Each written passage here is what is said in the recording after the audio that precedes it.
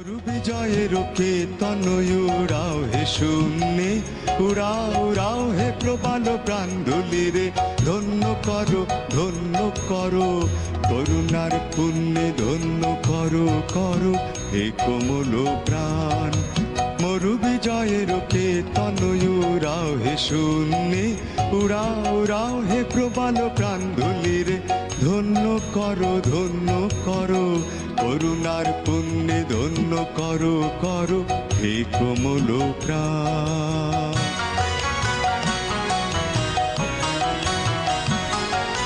মৌনি মাটির মর্মের গান কবে উঠিবে ধনিয়া ধনিয়া, মর্মর তব রবে।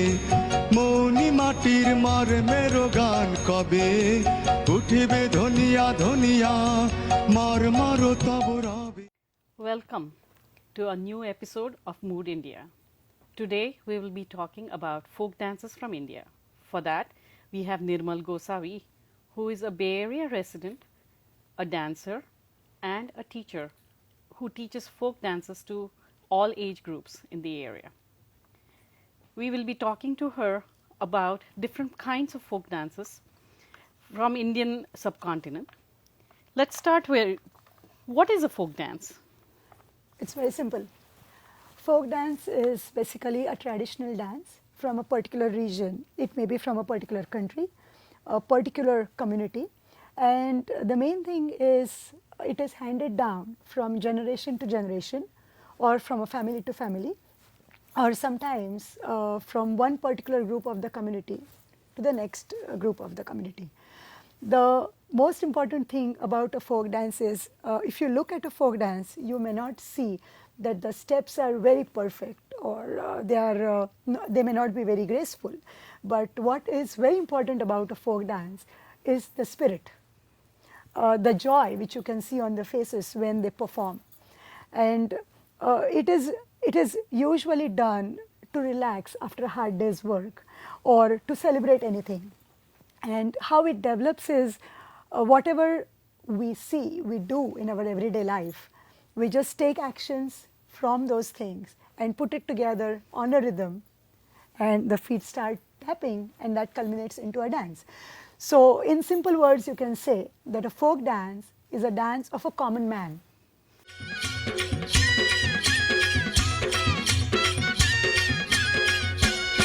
लांब शिवारात शेत गेली दुपार ही टळून, कस इसावती बैल तासावर त्यावरून, कस इसावती बैल तासावर त्यावरून, बांधावर थांबलिया न्यारी घेऊन धनीन, बांधावर थांबलिया न्यारी घेऊन धनीन, कोऱ्या चालल्या रानात, कोऱ्या चालल्या रानात, सुरू झाली या पेरण, सुरू झाली या पेरण, सुरू झाली या पेरण. So, in a country as diverse as India, I'm sure there's many different kinds of folk dances. Is there any common thread, or is there anything that is typical to a different to a region, say in the north or in the south, east, west? As you rightly said, there is a lot of diversity in the folk dances in India. They do definitely differ from state to state, but not only from state to state, but they also differ from community to community within a particular state as well. To talk in a broader sense, if we look at folk dances from the north, they are more upbeat, and the folk dances from the east are more soft, they are more subtle. The folk dances from the south are, though they are upbeat, but they are a good mixture of softness, subtleness, and upbeat features. To make things very simple, the most popular dance, Bhangra from Punjab, it's a very popular dance. It is a very vigorous and a high-paced dance, and they don't go according to the meaning of the song. It is just to express the joy. That is the main feeling which has to come across through that dance. And so in that dance, you will see that they shout balle balle when they dance, or they have their hands up, They move their shoulders a lot. There is a lot of jumping around in the dance. And that is, they clap a lot, and that is a typical Bhangra.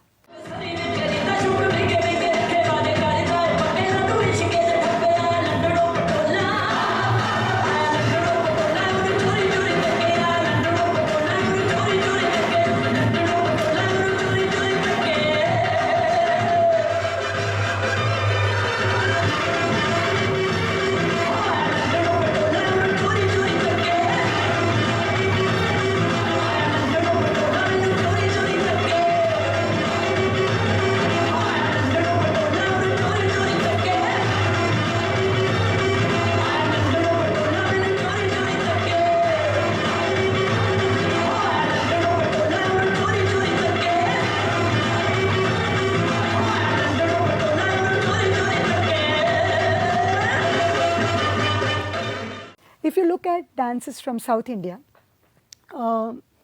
they may not always go with the meaning of the words, but if there is, suppose it is a folk dance where it is in praise of Lord Ganesha, the elephant-headed god, you will see steps where they do those poses, like, this is done to show the trunk of the god.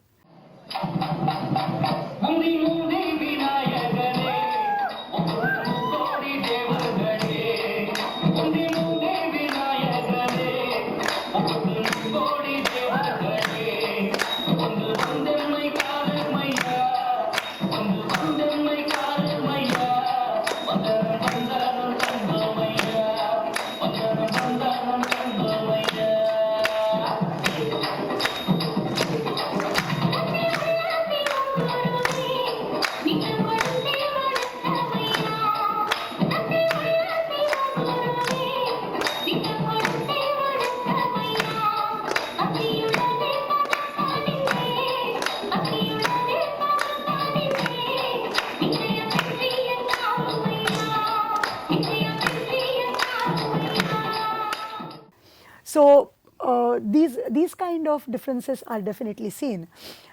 Of course, these are all folk dances and community dances, so there is going to be something common. When we talk about folk dances, you can put them in three major categories per se. One is where people just dance for joy, to celebrate an occasion. It may be a wedding, it may be a festival, or it may be any social occasion.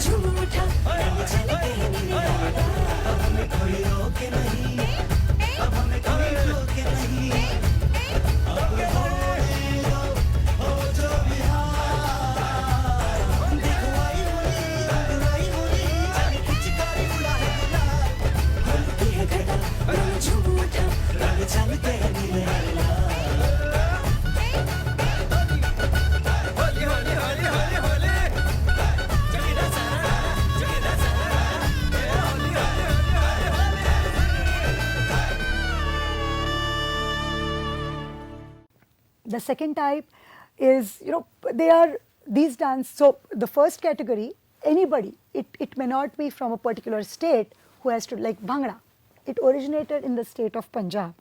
But anybody from any other state can go ahead and perform the Bhangra for fun at a wedding or a festival. But there are certain dances which are limited to certain communities, like the Kalbelia dance from Rajasthan. This originated and is mainly done by the snake charmers community.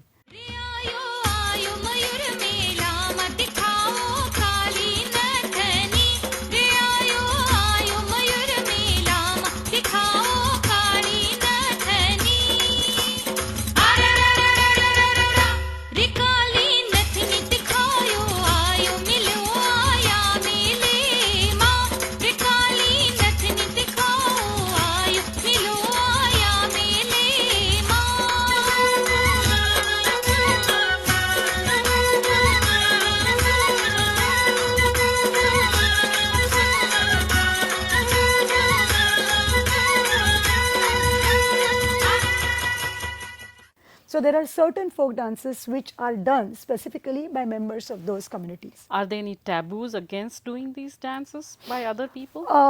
Not actually, but what happens is in most of these dances, they see what they like. These are snake charmers, so they look at the snakes. So all their actions revolve around snake-like movements. So they pick up the actions from the environment around them. Exactly. So if it is a fisher folk dance, you will see actions, which kind of imitate the sea waves.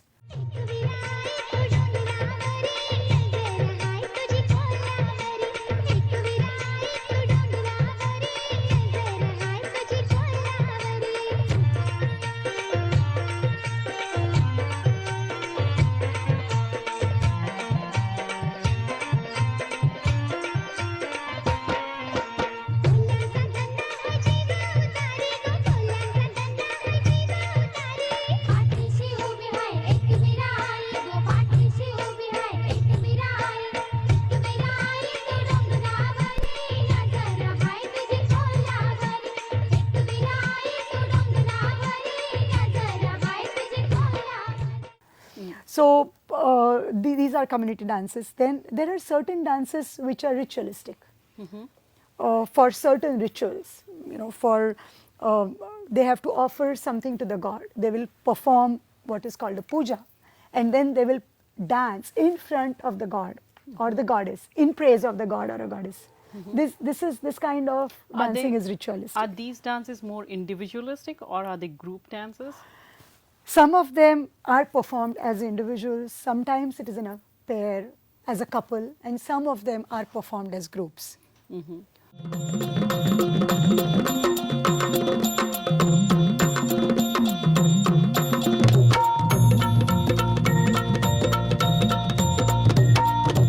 आई भवानी तुझ्या कृपेने तारसी भक्ताला, आई भवानी तुझ्या कृपेने तारसी भक्ताला, अगाध महिमा तुझी माऊली वारी संकटाला, अगाध महिमा तुझी माऊली वारी संकटाला, आई कृपा करी माझ्यावरी जागवी तो रात सारी, आई कृपा करी माझ्यावरी जागवी तो रात सारी, आज गोंधळाला ये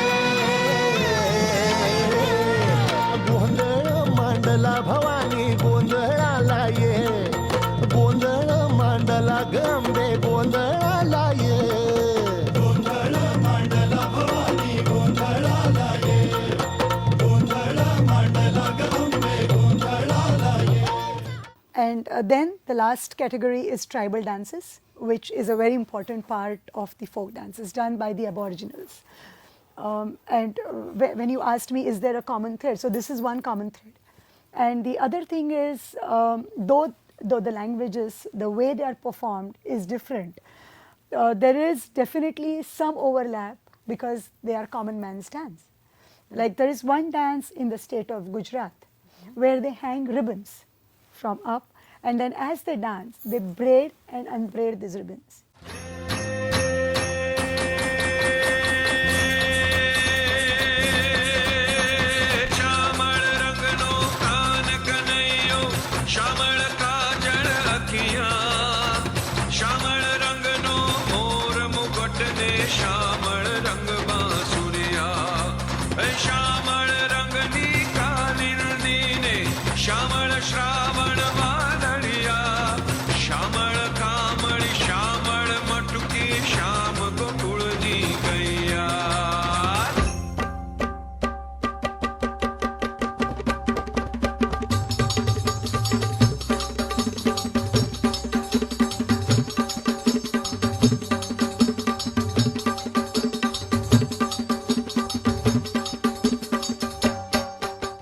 A similar dance is also performed in the southern state of Tamil Nadu. The name is different. So there is a lot of variety as well as a lot of overlap. I'm sure in the these dances. music differs in these. When it's done in Gujarat, it's done to a different music than when it is done to in South India. I'm sure about that. Definitely. The music for any folk dance is typical. They have typical notations, and usually high pitch music goes with it. And the main instrument, the percussion, plays a very important role in all folk dances. And for percussion, they use different regions, use different, like northern India uses what is called a dholak. In western region, the percussion, it looks very similar, it's called a dholki. In southern part of India, it's called chenda. So these are all percussion instruments. Are these instruments simpler than, say, the classical instruments like the sitar and tabla? Yes, yes. A very good example is the flute. You will see common use of a flute in folk dances, music for folk dances. Now, this flute is not as sophisticated as the flute which is used in classical music. And the variation of the flute which goes with folk dances is called a pavri or a pava. And it is a very simple instrument. It is not as complicated and difficult as the flute to play. And with this diversity, I'm sure there is a great variety in the way people dress and wear clothes for the folk dances. All the folk dances have very colorful and vibrant costumes. That is the main thing about folk dances. And of course, like the language, the music instruments, even the costumes differ from region to region.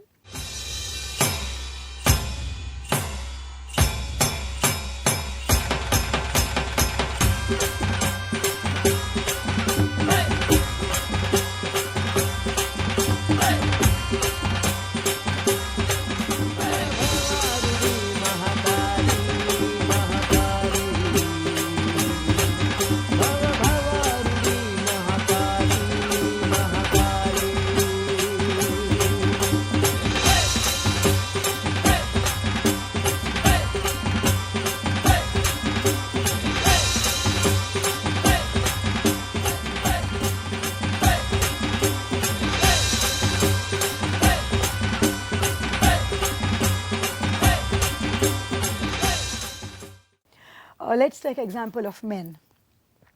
Men and women both do folk dancing, and men from northern India. For Bhangra, let's take the popular example of Bhangra again. The men wear lungi. It's a long piece of cloth which they just tie around their waist, and they have a shirt and they tie a turban around their head. Men from southern part of India also wear a lungi, which is similar, but the way they drape is different. Just like a sari, I guess. Only thing is in the sari, like what I'm wearing just now is a sari, and we take the pallu on top. The lungi just goes around the waist. And they don't wear a shirt usually while dancing. They wear a turban though, and the way they tie the turban is also different. There is a wide variety in the costume of women. In northern part of India, they mainly wear a salwar kameez, and they take a veil around their head. Even within the northern region, there is a lot of difference in the way the veil is taken. If you look at the region of Kashmir, they don't take the veil around their head, but they just tie it and leave it down. If you go to Punjab, you will see that they take it around their head and put it back over here. If you move to the western region like Gujarat, you will see they wear a costume which is like a long flowing skirt called a ghagra with a short blouse. And of course, they also use a veil, but the way they drape the veil is totally different. It has to cover just like the pallu of a sari.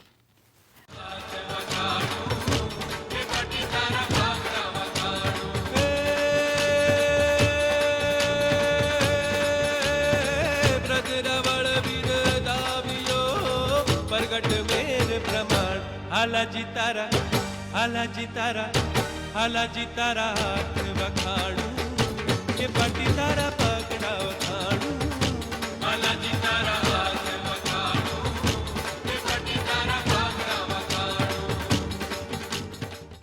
Eastern region and the southern region, the ladies mainly wear saris. Now even I am wearing a sari. For certain dances, they wear the sari exactly the way I am wearing it right now. For certain dances, instead of taking the pallu on this side, they will take it on the other side, and such minor differences are there. So there is a lot of variety in the costumes, and the colors usually reflect that particular community.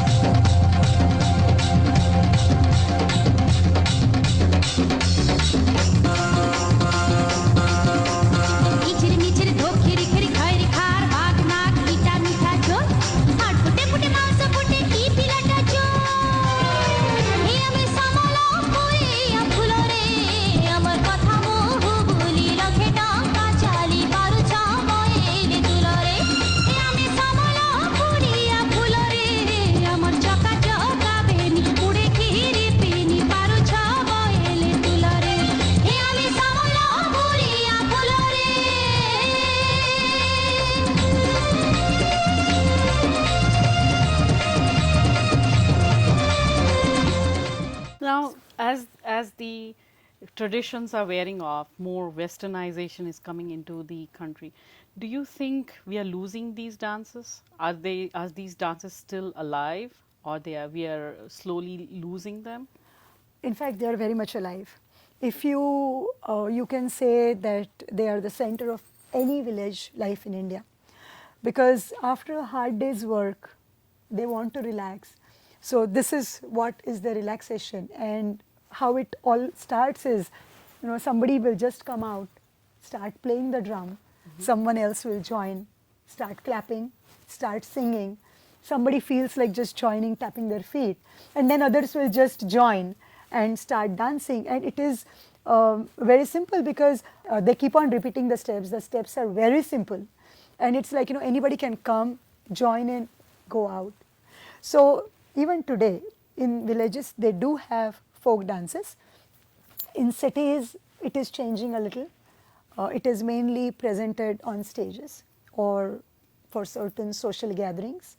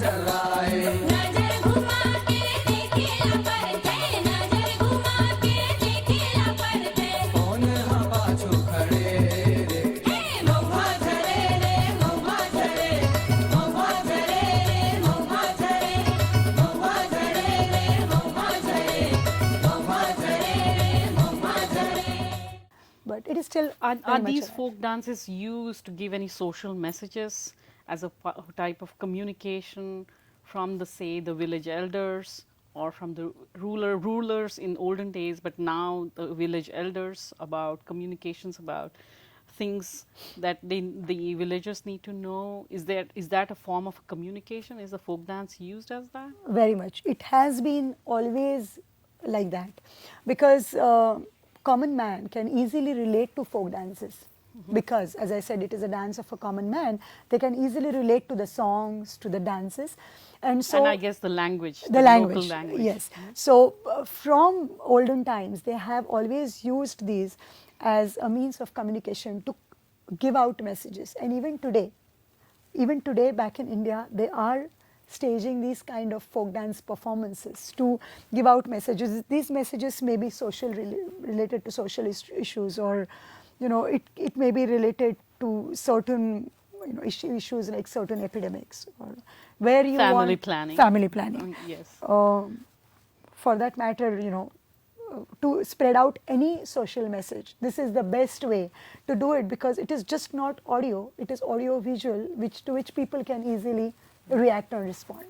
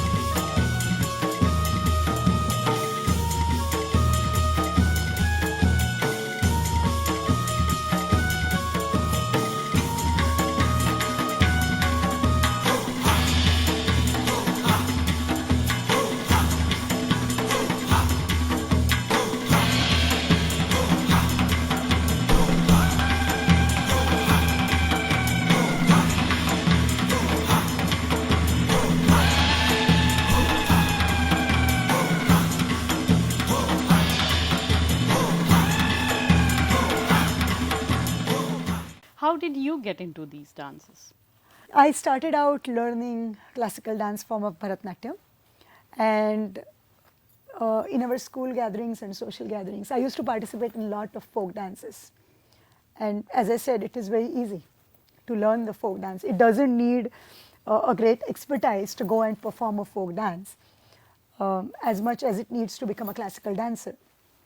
So I started doing folk, and as I kept on doing folk, I was amazed by the variety of folk dances in India. And then I took formal training with my teacher, Shri Ramesh Purao and Guru Parvati Kumar. And as I went ahead, taking more and more training, I started taking more interest, because I found that even in a small state, there can be as many as 25 or 30 different folk dances done for different occasions. So this is how I just got into. So now these dances used to be part of communal gatherings for ritualistic purposes. They were not supposed to be performed on stage. No. So now the form has changed, the way you teach, the way you perform, the way you learn. It must have been, it is a different experience, isn't it? Yeah, definitely. Initially, it was just very spontaneous, and they just used to use actions from their day-to-day life. Like if they are hunters, they will, kind of show actions which are used in hunting. They will dance with swords or spears. Ladies will use pots, sticks, which they use in their day-to-day life, and that is how the dance used to develop. Now, taking from these roots, what we have done today is we have made it a little more formalized, a little more defined. And in the villages, because anybody could just come in, join, dance, and get out, the steps were very simple and repetitive. What we have done now is we try to give more different steps to the dance, so that there is a lot of variety in the steps. It is choreographed. There are different formations. And most important is that the music, initially in the villages, the music used to be live. They used to just play the drum and whatever, like something very simple like cymbals. But when we perform it on the stage, either the music is already recorded, or if the music is played live, we use modern equipment. And the performers rehearse with the musicians before. So that is a major difference from what it used to be before.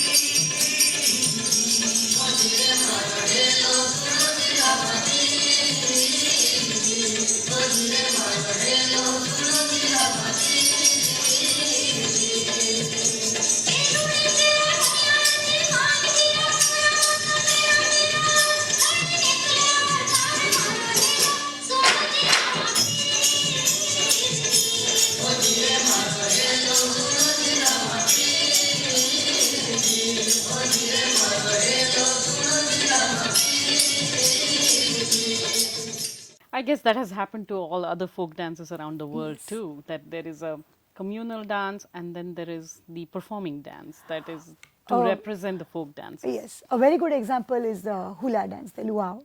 How it was originally just a folk dance, and now it is still performed as a folk dance, but it has come a long way and it is performed for tourists, or, for certain occasions. So it is the same kind of thing what has happened.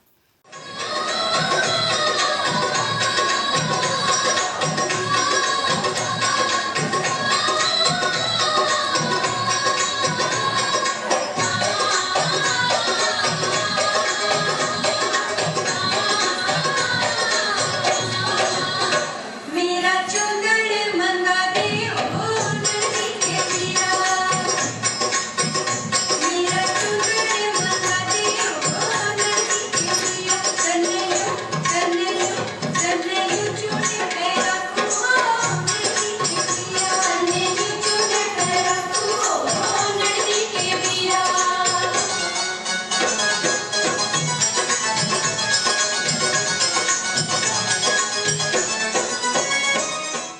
what is the reaction of, say, American-born Indians to this dance? Where is it going now Um, in this modern day and age where we don't use pots to bring water, where we don't use sticks, or, the way of life has changed? Folk dancing is slowly getting into the life of the people who are living in this country as well. The most common folk dances which are performed by people living outside India are mainly Bhangra and Dandiya, and the other folk dances are also slowly catching up, and it is mainly because of the lively music, the beat. That is what everybody wants. It has to be the pace, the beat. Once they get used to the beat and the rhythm, they get into it. And in this fast-paced life as well, people have found out ways of enjoying things like, we need workout. But if you just go and work out, then it becomes very boring. So if people have developed something called Bhangra aerobics, so you can enjoy the dance, have fun, and you get a good workout. For social occasions, they have just, using modern equipment, pumped up the music a little. And even the younger generation growing here enjoy the Dandiya a lot. So is Bollywood dance a folk dance, a modern day folk dance? No, no. Bollywood dancing, actually, originally when it started, it was mainly derived or based on the classical and the folk dance forms, the pure folk and classical forms. Slowly, with the globalization, I guess, it was influenced by other dances from other countries like hip hop, break dance, sometimes even the cabaret dances. And so it became a mixed version of all these things together. So it is not a folk dance because it doesn't have a particular tradition. It is not passed on from generation to generation. But you can still say it is a community dance because more and more people enjoy doing it. So it is slowly coming up to be performed in a community. So you can call it as a So community it is dance. maybe a globalized form of a folk dance. I don't know whether you should call it a form of folk dance, but I would definitely put it in the category of community dancing. And now with the Bollywood dancing, picking up tunes from Bhangra, and they pick up tunes from, say, other parts of the country, are they trying to actually incorporate some of the folk dance steps into their? So I mean, I'm saying, are people getting more familiar with those steps? If they hadn't seen maybe Bollywood dancing, they may not have even known those steps. Yes, I mean Bollywood dancing is not always hip hop or influenced by other steps or dances from other countries. There are certain songs from Hindi movies, that is Bollywood songs, which are still, they are still on those particular songs. Still, you can do folk dancing, and they are portrayed. So it is actually a very good medium to introduce our folk culture or classical culture to people who are otherwise not familiar with it.